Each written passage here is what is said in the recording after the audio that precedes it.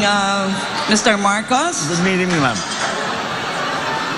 If this were, I've never been to a campaign rally, but if this looks like it, and maybe multiplied so many times over, I can imagine what you're feeling is like euphoria, isn't it? Because we're not even involved and we are feeling euphoric here. It's very encouraging, ma'am. That's true. Okay. This is the second time we are going through this. But this time it will be banter. Nothing aggressive nor belligerent. You have the thickest portfolio here. I counted more than 50 pages which were submitted to the network and which were given to us. Madaming, I have 1,000 questions, but since I have 3 other colleagues here, maybe I'll ask something which is right in my alley. And I think I have asked this also in my post in the social media. And post-Ukraine, assuming that you have a peace agreement within the next 2 weeks, which is more likely, do you see a new political and economic order, but this time you have other political actors like Moscow, Beijing, and even Tehran? Yes. What's your take on that? There will be a new world order. Because I have, I think, watching Ukraine, and seeing the developments, and which are not exactly going the way of that the President Putin would have wanted it to. I suspect there will be domestic implications to whatever the peace agreement is going to be. I hope you're right, ma'am, that it will be done in 2 weeks, because we are the entire world is suffering. But there will be a very big change, because the the idea, I think some of the analysts have said, I don't know if you agree with this, is that President Putin is trying to reconstruct or recreate the Soviet Union under another name. So perhaps this was his move. Should he weaken as a political figure in his own country, in Russia, then certainly the policy, that policy of trying to gain territory through whatever means, as he says, because to provide for him a buffer to NATO, whatever the reason might truly be. I think that will have to be re-studied by whoever will be most dominant in Russian domestic politics after Putin. So yes, I believe there will be a new world order, and I think I am certain that Tehran and Beijing are watching very, very closely what will happen to Ukraine. There will be a geopolitical balance of power. It also depends on what the reaction of the EU and the United States will be. I think the United States we can predict fairly accurately. EU is in a more difficult spot simply because they are highly dependent for their energy to Russia, and how they will balance that. I know that the President Biden has just signed with the EU a deal to supply from the United States and from other countries 15 billion tons of gas, which will cover some of the needs of the EU. But again, that's not something that can instantly be made, to instantly be applied. There will be a transition period, because it is a very large economic infrastructure that has been developed for Europe to take advantage of the gas supplies out of Russia. These are all terribly large forces, and inevitably it will change things.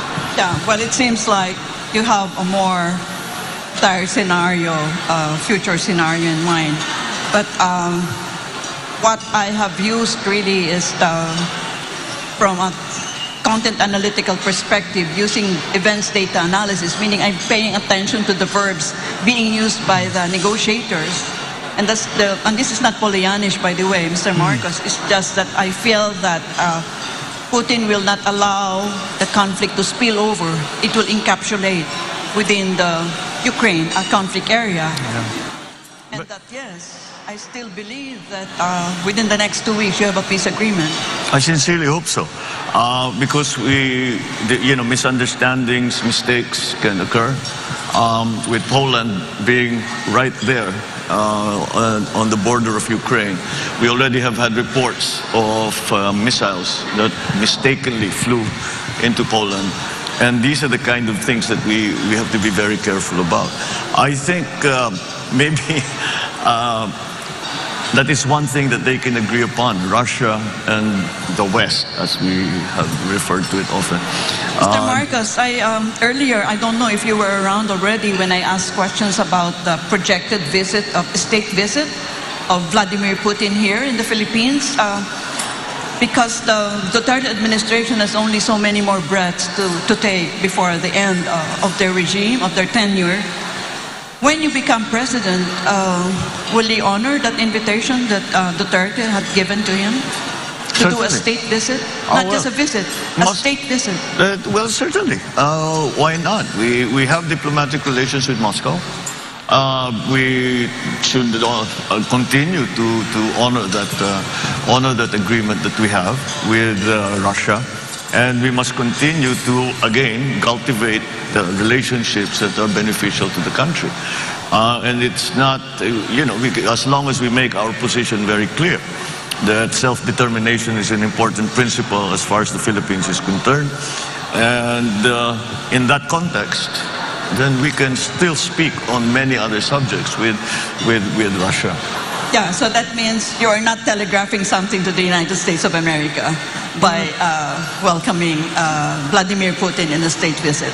It need not be Russia or Vladimir Putin, any country, I think, that would like to come and visit and would feel that there is something beneficial to be gained by furthering, strengthening relationships between our two countries is something that we should always be open to. Thank you. Thank you, ma'am. Good evening, Mr. Marcos. Good evening. Ang tanong ko po ay ito, ang nabanggit niyo po ang phrase na New World Order na sa tingin niyo ay maaaring mangyari pagkatapos ng peace treaty between Ukraine and Russia. And you see that the world will be restructured around a new framework or a new geopolitical order. So my question is this, I hope that you realize the burden or the special task that you have as a future chief architect of our foreign policy. Because in the past drawing of world orders, the Philippines never played a role in determining its position in that world order. For example, between the wars of Spain and the United States, it's the United States that defined our position in that new world order. When the United Nations was instituted after post-World War II, we were still at the coattails of the United States. But now we are an independent country. So my question is, when this new world order that you think could happen after a peace treaty gets concluded between Ukraine and Russia, how will you position our country in this new geopolitical order? It very clearly will depend on what the exit strategy will be for the West, for EU, and for Putin in the peace agreement that we hope they will sign. What the nature of that agreement will be. Will it be status quo? The forces that are in Ukraine, the Russian forces and Belarusian forces that are already in Ukraine, will they just stay where they are, status quo? Will they be told to withdraw? I only say that because it is very important to Putin's position domestically. He is in a very precarious place because it has not gone according to plan. I suspect that he was hoping that it would be a similar situation as it was in Crimea, where they pretty much just walked in. With very little resistance. But then they prepared Crimea for a long time. They were helping the rebel groups, the Russian-speaking groups, and they were developing them. And they built a corridor on the east side of Crimea, within which the Russians could cross the border very easily. That hasn't been the case in Ukraine. And so, depending on how it is viewed, the peace treaty that we hope will come, it depends on how it is viewed by the local domestic political scenarios in Russia itself. That, whatever the reaction will be to Putin, will fix one of the variables in the geopolitical new world order. So we still have to wait to see what happens. I'm sure China is waiting with bated breath to see what's going to happen here. Tehran, I'm sure, as the professor mentioned, is clearly a player in this regard. And in the Middle East now, so far it has not affected the Middle East in any way so far. But maybe if it works out for Russia, if it works out for Vladimir Putin, China might be emboldened to make their own moves. Tehran might be emboldened to make their own moves. On the other hand, if it is very much a rejection of the idea of Putin of taking over a country, then perhaps that will also influence their thinking as to what can and cannot be done for their own interests. So yes, I don't think we can predict very closely, because we cannot. I hope to be as optimistic as the professor, but I don't see it happening in 2 weeks, to be perfectly honest. I hope it is. I hope it does, because the economic effects on every single person in the world has been enormous. And it is going to be enormous for a good long while. It's not going to go away anytime soon. Sir, since we have a mutual defense treaty with the United States, that would affect, I'm sure that would play a role in how, our country would position ourselves in this new geopolitical world order. So my question is, to what extent will you allow the United States influence your actual decision making in how you're going to craft the future foreign policy of the Philippines when that new world order has already taken shape? Well, we have a very special relationship with the United States, and it's something that we have had and developed over 100 years, starting from being essentially a colony to a very strong partner here in this, especially in this part of the world, in the region. And that, I think, has been a good thing for both countries, both for the United States and for the Philippines. And that I think we can still depend on that. But the scenario that you spoke about, where we historically have always been with the United States, is still, I think, a carryover, a hangover of the Cold War. And we discussed it a little bit the last time. And I don't think the geopolitics of today are the same. And we now have to tread that very fine line to make sure that it's the Philippines, it's the Philippine interests that are the primacy of Philippine interests in anything.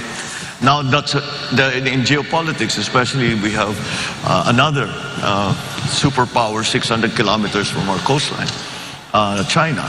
That puts, again, the Philippines in quite a precarious position. We're lucky because we're important geopolitically, even just we're strategically.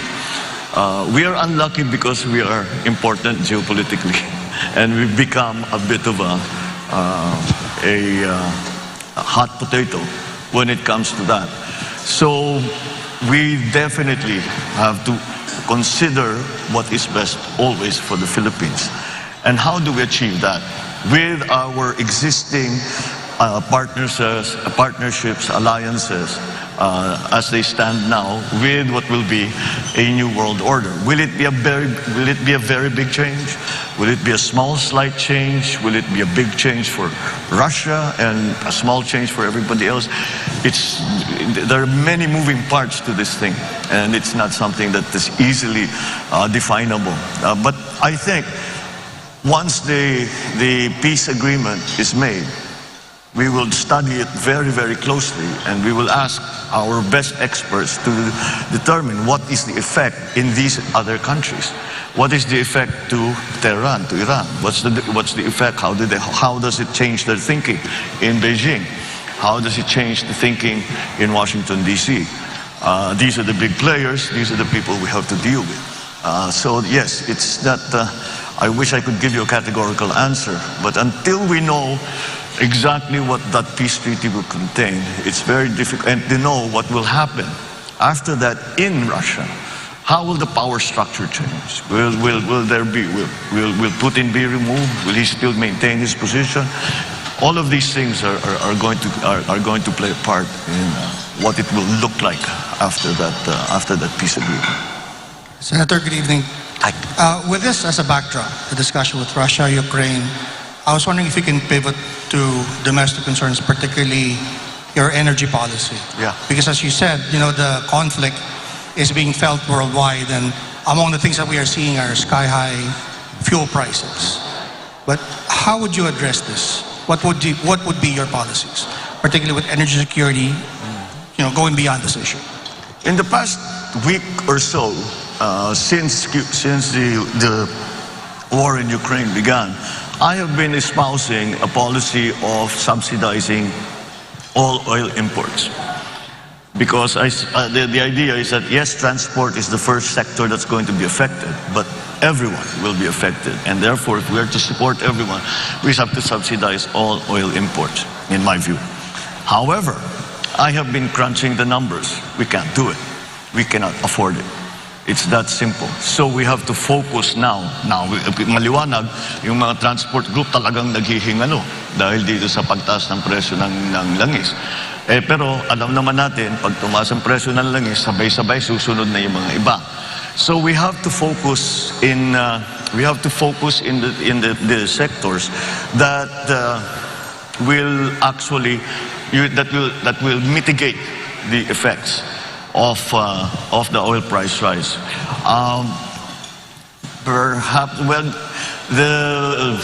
there still exists the option of perhaps giving a tax holiday on the excise taxes to the oil for the oil imports. However, the pandemic is not over.